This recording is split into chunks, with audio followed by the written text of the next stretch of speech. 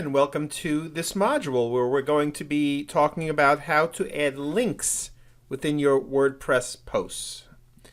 Okay, so we're already logged in to the dashboard. We're logged into our draft. That's why it still says publish on the right. Remember, it's going to either say publish or update, depending on where you are in the process. So we haven't published this yet. It's not live on the internet, and that's why it's blue for, well, it's always blue, but that's why it says publish, okay? So we're in here, and I'm going to show you how to make links, okay? So the way you make a link is you highlight the word that you want to make a link. So let's say you said, for my free download or whatever, click here. So you make the words click here or whatever. You could do this to any words, but I'm just, this is something you might typically do. Maybe you want to even make it bold, so you make it bold. Okay. So it says, or maybe you even want to make it, like a larger title. Okay.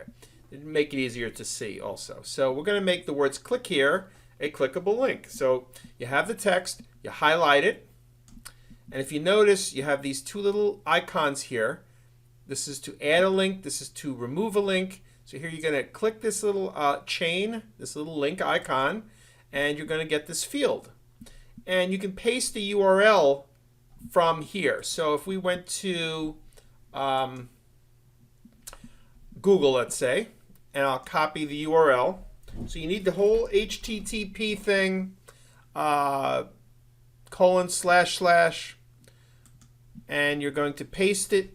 I copied it, Control C as in Charlie, and Control V is as in Victor, is paste. At least it is in Windows. And so now you have the URL in there, okay? But here's the important thing. One of the important things you need to know.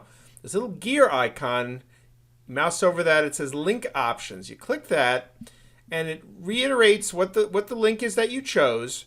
But here's an important thing that you need to know, okay, is this little box here, open link in a new tab. For the best usability, what you always want to do is when you're linking to a site that is not your own, click this link. If you're linking to your own content on another page of your site, do not click the box. And I'll explain why, okay? Because this will open a new tab that if the person closes the tab, so let's say they click this link and it takes them to Google and they're done or whatever it is, they close that page, your site will remain open in the background.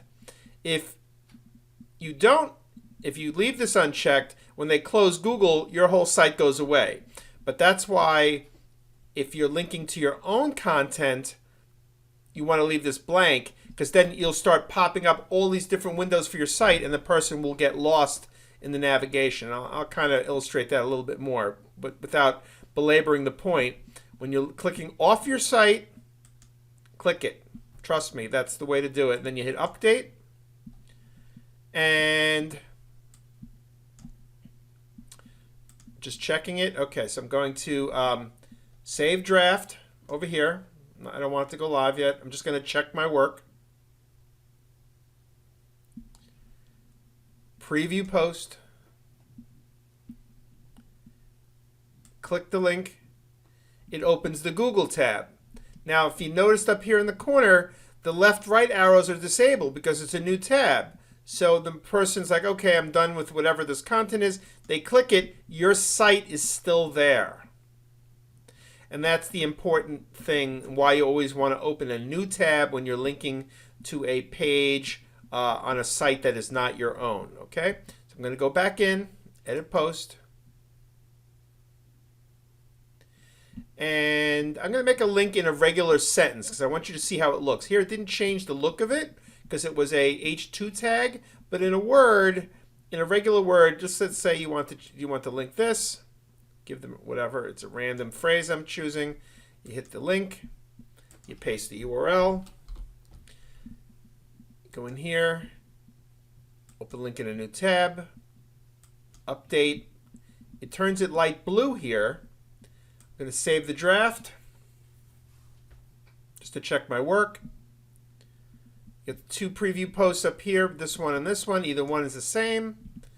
Preview the post, and it's blue here. Now, yours may be a different color. This is dependent on the theme of your site and how your web developers set this up. This color can only be changed by going in and changing some code. And then, so the link color is a global thing. So if you change it, it's going to be whatever color you change it to site-wide. So I can't make this link text, purple on this page and red on another page. It's blue throughout my site. That's a color I chose because it does match my theme. Okay, so but you may have a red, white, and blue site or a gray and black site, whatever it is. You can always have your designer, if they know what they're doing, change the CSS code to change the color of the text in the linking text, and all the other text as well. Everything can be changed if you know how to do it. But anyway, so here again, we'll check that link. We click it, opens to the Google page. Okay, I'm done. Whatever that page is, they close it. You're still back at the site. Okay, so I'm going to go back in, edit post. So we've added a link to an H1 tag. You've added a link to just a sentence. You can add a link to, as many words. You can make this whole paragraph a link if you wanted to, just by highlighting it, add link, paste it in, link options, link in a new tab, okay? And that's how you add a link to a blog post.